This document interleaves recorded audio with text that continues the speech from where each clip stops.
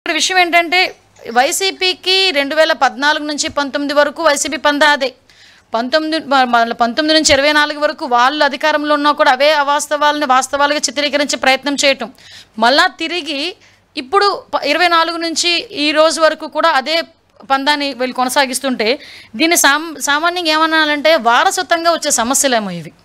ఈ వారసత్వంగా వచ్చే సమస్యల్ని ఈరోజు ఎదుర్కోవటానికి ఈరోజు మేమందరం కూడా సిద్ధంగా ఉన్నాం. వీళ్ళు చేసే అవాస్తవాలని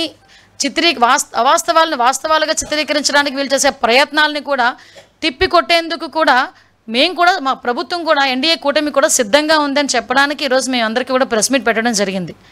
ఈరోజు మనం చూసామండి, నిన్న మొన్న మనం చూసాం, ఉదయం లేచిన దగ్గర నుంచి మొదలు పెడతారండి, అమరావతి మునిగిపోయింది, అమరావతి మునిగిపోయింది, అమరావతి మునిగిపోయింది. అరే అమరావతి మునిగిపోయింది అని మాట్లాడితే నేను ఒకటే క్వశ్చన్ చేస్తున్నా, అమరావతి మునిగిపోతే ఈరోజు స్పీడ్ యాక్సెస్ రోడ్లు ఎక్కడైనా మీకు ఎవరికైనా అవాంతరాలు ఏమైనా వచ్చినాయా? ఈరోజు మీరందరూ కూడా బళ్ళు మీదో కార్ల మీదో ఏదో రకంగా ఇక్కడికి వచ్చుంటారు కదా, ఎక్కడైనా రహదారులు ఏమైనా అడ్డుకున్నాయా? ఎక్కడైనా రోడ్లు కొట్టుకుపోయినాయా? మీరు చెప్పండి. లేదు. ఈరోజు నేను సెక్రటేరియట్లో కూర్చుని మాట్లాడుతున్నా, సెక్రటేరియట్ మునిగిపోయిందా? అసెంబ్లీ ఏమైనా మునిగిపోయిందా? ఈరోజు మామూలుగా మాట్లాడుకుందాం. ఈరోజు ఎక్కడ ఇప్పుడు అమరావతి కట్టడాలు కట్టుతున్న సమయంలో పునాది తీసుకునేటప్పుడు కొన్ని నీళ్లు చేరుతాయి. ఇప్పుడు వర్షాకాలం వర్షం పడక ఏం పడుతుందండి? వర్షం పడితే నీళ్ళు రాక ఏమొస్తాయండి? నీళ్ళు వచ్చినప్పుడు పునాదులు తీసినప్పుడు నీళ్ళు ఉంటగా నీళ్ళు పునాదుల్లోని కానీ ఆ చిన్న చిన్న గోతుల్లో కానీ నీళ్ళు రాకపోతే ఏమొస్తాయండి? 10 నుంచి 20 సెంటీమీటర్లు వర్షం పడేటప్పుడు నీళ్లు స్టాగ్నెంట్ అవ్వవా ఒక దగ్గర? దాన్ని బూచీగా చూపించి ఏకంగా ఈ క్వాంటమ్ వ్యాలీ దగ్గర అంత నీరు వచ్చేసిందని వైసీపీ మీడియాల్లోని వైసీపీ సోషల్ మీడియాస్లోని కొంతమంది చేత అబద్ధపు ప్రచారాలు. ఇతగాడెవడో సిద్ధార్థి సుభాష్ చంద్రబోస్ అంట, ఒకే ఒక్క వర్షం అమరావతి జలమయం.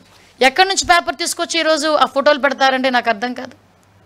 ఈరోజు ఇలాంటివి సోషల్ మీడియాలో వేసి దీని గురించి అమరావతి కోసం 3 రిజర్వాయర్లు ఎందుకు, అమరావతిని ఒక రిజర్వాయర్గా కడితే పోలే, ఈ మూడు పంటల పండనేల రిజర్వాయర్లు నీళ్లు పుష్కలంగా ఉండే కదా అంటే ఇలాంటి ఒక రకమైన నెగిటివ్ యాంగిల్లో ప్రొజెక్ట్ చేయటం. ఇది ఒక్కటే కాదండి, ఇలాగా ఒక మూకుమ్ముడిగా అమరావతి మీద దాడి చేశారు. ఈరోజు అమరావతి అనేసరికి ఒక ఆంధ్రప్రదేశ్ ప్రజల సెంటిమెంట్. ఆ అమరావతి రాజధానిగా ఉండాలని మహిళా రైతులు బయటకు వచ్చి సుమారుగా 5 సంవత్సరాలు పోరాటం చేసిన విషయం మర్చిపోయారా ఈ సోషల్ మీడియా బ్యాచ్? 5 సంవత్సరాల పాటు అమరావతిని రాజధానిగా కాదు 3 రాజధానులని జగన్మోహన్ రెడ్డి మాట్లాడితే అమరావతి సెంటిమెంట్ మాకు ఇక్కడ అమరావతి రాజధానిగా కొనసాగాలి అని కొన్ని వేల మంది మహిళా రైతులు ఆ రోజు బయటకు వచ్చి లక్షలాది మందిగా బయటకు వచ్చి ఒక పక్క పాదయాత్రలు చేసి ఈరోజు అమరావతిని సాధించుకునే పరిస్థితి. అటువంటి అమరావతి మీద మళ్ళీ బురద జల్లటం. ఈరోజు అమరావతి కట్టడానికి సెంట్రల్ గవర్నమెంట్ కూడా సపోర్ట్ చేసి ఫండ్ తీసుకొచ్చుకొని మనం అన్నీ కూడా అమరావతిలో ప్రతిదీ కూడా నిర్మాణం చేసుకోవాలని చెప్పి ఇటుక పేర్చుకుంటూ ఒకటి ముందుకెళ్తుంటే గౌరవ ముఖ్యమంత్రి గారు ఈరోజు అది చూసి ఓర్వలేక ఈరోజు అమరావతి మీద దుష్ప్రచారం చేయడానికి అమరావతి మునిగిపోతుంది, అమరావతిలో వాటర్ అన్నీ కూడా ఎవడో మాటలు రాస్తాడు, వాళ్ళు పొన్నూరు వైపు మలిచేశారని చెప్పేసి ఒకటి రాస్తాడు. అంటే అమరావతి మునిగిపోకుండా ఉండడానికి ఇంకొక డైవర్ట్ చేశారు. వీళ్ళ ఏదో వచ్చి కాలువలు తవ్వినట్టు, వీళ్ళ సిచ్యువేషన్లో వచ్చి కూర్చొని మాట్లాడినట్టు, అంటే ఏదో పేపరు పెన్ను ఉంది, కీప్యాడ్ ఉంది, మొబైల్ ఉంది, మా నచ్చినట్టు రాసుకుంటామంటే ఎలా అవుతుంది? మేము ఇలాంటి వాళ్ళ మీద కేసు పెట్టకూడదా? ఈరోజు ప్రజల్లో ఒక రకమైన ఆందోళన కలగదా? ఒక రకమైన అలజడి ఉండదా? ఒక రకమైన అభద్రతా భావం క్రియేట్ అవ్వదా? ఈరోజు నేనే చెప్తున్నాను, ఈరోజు మీరందరూ వచ్చున్నారు ఇక్కడికి, మీరందరూ ఎక్కడ కూడా బోట్లోనే రాలేదు, నీటిలో ఈదుకునే రాలేదు, కనీసం అనకూడదు కానీ మీ ప్యాంటు కూడా చిన్నది కూడా తడిచిన పరిస్థితి కూడా లేదు. ఎక్కడండి మునిగిపోయింది?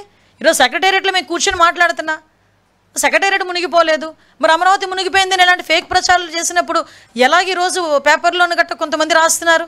నేను అందరి మీడియా వాళ్ళ గురించి మాట్లాడలే, స్పెసిఫిక్గా కొంత మీడియా ఏం జరుగుతుందంటే ఒక బురద జల్లే కార్యక్రమం మీదే ఉన్నారు.